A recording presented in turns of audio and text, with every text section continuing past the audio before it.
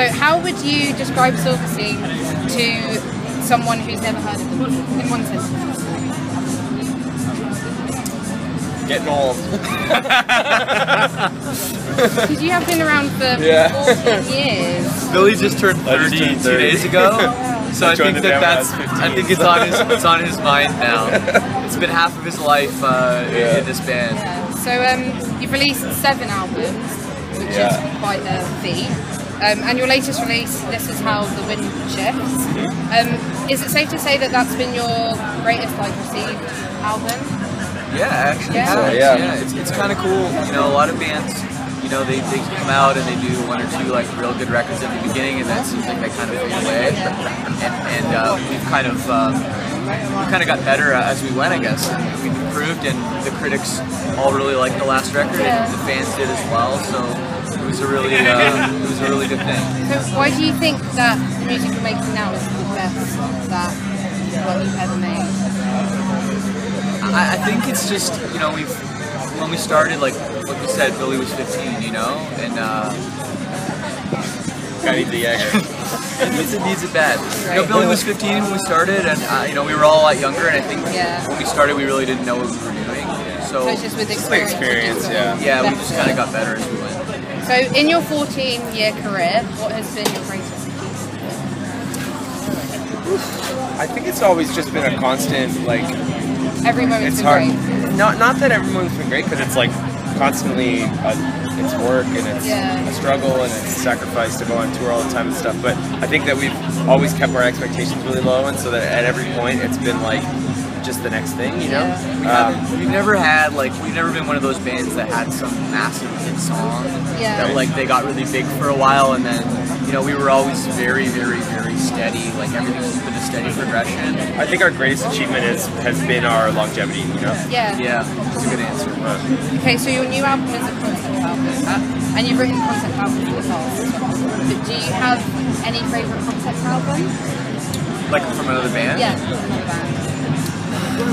Personally, mine is an album called Control by Pedro Lion. Oh, that's a good one. Check that out. Yeah, it's really good. What's the concept? The concept of that one is a man who's like struggling in kind of all ways of his life. He does like a financial crash. He's cheating on his wife. He's like struggling with like faith and religion, and it all kind of comes to a head, and his wife kills him. That sounds really grim. It is a really great concept album. Spoiler alert. Does that work for a concept album?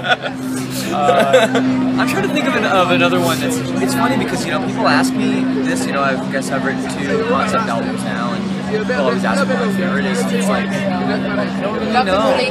I don't really like nothing. Nothing really jumps out of my mind. It's like, you know, like growing up, I never was really a fan of concept albums generally. Like I never, you know, it wasn't like a must for me.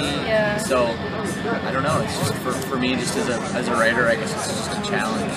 I think some bands really excel with concept albums, and like it's almost like every record that you do, there has to be some sort of theme or some sort of concept. I love like a band like Cursive. It seems like they've made like 5 concept records, and it's like every single time they like top themselves with what the like story is. It just kind of puts like a theme to the record and gives all the songs a bit of a connection, and it's not just a song.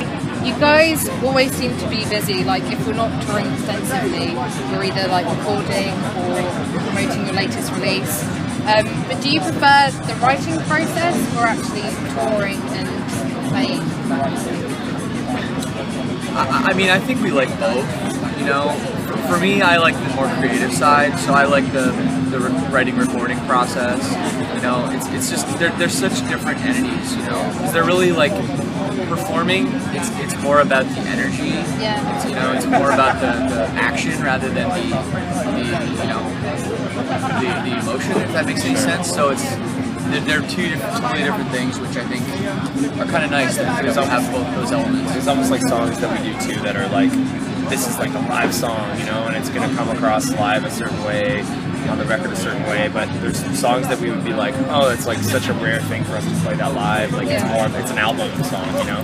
And I think creating those songs in the studio is like a pretty great experience for us. Like we always enjoy those like special songs that kind of stand out on each record. So people say that you're a band that saves people's lives. What bands or albums have influenced or like changed your life? Control by Control Line. Yeah. That's just our favorite record. Yeah, I don't know. I think that statement is really heavy, and there's been a lot of talk about it with people being like, "Oh, you saved my life," and I've heard artists like speak out against it, being like, "Well, I didn't save your life; you saved your own life," and all this stuff. But I know that music has been like a huge influence on my life and all of our lives. So you can sort of understand. I can totally understand, and whenever a fan talks to any of us, it's like, you know, it's such an honor, and just to like have someone say that we, you know, influenced their life in any way. But definitely records I think we can both say that if they were never put out, we probably wouldn't be here. Yeah, just because they had that much of an impact. Like for me, like a band called Lifetime put out a record, Jersey's Best Dancers, which is one of my favorites, and you know, pretty much everything No Effects will ever put out kind of paved the way for me wanting to be in a band. So this band from our hometown called Braid put out a record called Separate the Magnets that is like pretty much the first thing that I ever heard that sounded anything like Silverstein. So I think that was kind of where the building blocks for our band. So we certainly wouldn't be here if it wasn't for that record. What do you think it is about local music that's so captivating, like almost more so than bigger mainstream? Well, we had a really great scene, you know, where we grew up in the suburbs of Toronto, and you know, there were shows every weekend, and I think, you know, I went to almost every show, and you know, that's how I met, you know, Bill and all the other guys, and it really became, we really felt like we were part of something. So when the bands would play, we'd see the same bands all the time, and you know, we really felt like just that the scene was you know, all together. And, you know, a lot of the bands were influenced by, like, say, Grade, and if you look at the bands that came out like alongside us, like some of the other bands that are from our area, like Lexington Fire and Boys Night Out and Monine, they all have certain elements of the sound which I think we're all influenced, you know, by our local scene, by our peers, which I think is a little sad now because it seems like that whole thing's kind of dead.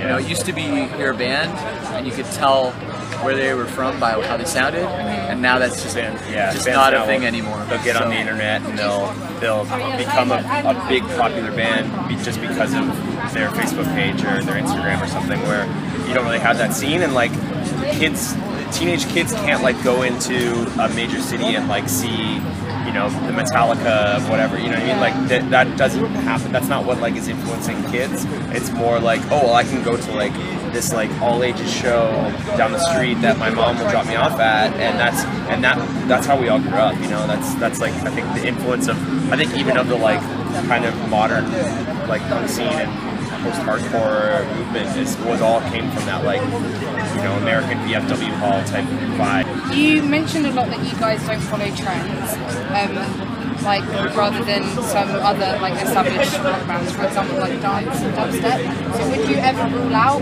using like dance or dubstep in your music?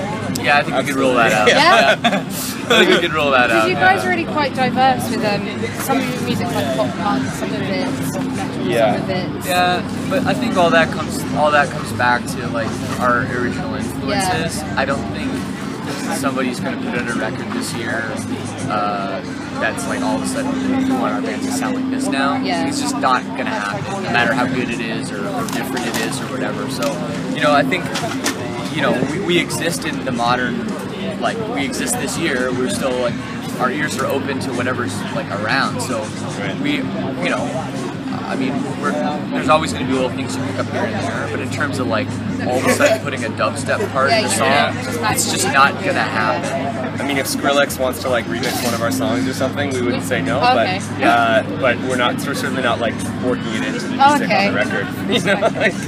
You've toured with the likes of Avril Lavigne, Killswitch Engage, and Simple Plan. But who has been the best band artist have you toured? I'm gonna say Rise Against. Rise Against, we toured with them a couple times. They took us out when we were really, really young, like probably 2003 or 2004. They took us out again right at as their success was taking off, probably in 2008 or something, 2008. And just as a band that's a massive band now, like the best dudes. They've been great mentors to us, kind of like big brothers. They treated us so well on the road. The shows were all awesome. I think like it's been a tough headliner to beat. Yeah, they are some of the best people. Yeah, I would agree. Yeah, that they're some of the best people and just an awesome band every night. And they care about what they do and they care about their fans and they truly are inspirational in that way. Okay, last question. Love you guys. Oh, you guys. But, what does the rest of 2014 have in store for and next year as well? Don't you have anything planned for 15 years next year? Yeah. I didn't even realize. I didn't even realize that. Yeah. No. Well, we have. Well, we're pretty much kind of done. You know, our record's been out for, like our latest record's been out for about a year and a half. So we're going to be writing some new music and recording later this year. And then next year is the 10-year anniversary for our record Discovering the Waterfront. So we're kind of planning out, something to celebrate it. We're not quite sure yet what we're going to do. Well, we did when we did. It was the 10-year anniversary last year for our first album. We weren't sure what we were going to do, and we didn't end up wanting to do a tour, so we ended up re-recording one of the songs, giving it away to our friends for free. So we're gonna see. We're gonna celebrate the record somehow, but we're kind of toying with the idea now. So we'll be working on that next year along with the new record. Yeah. Thank you very much. Thank you.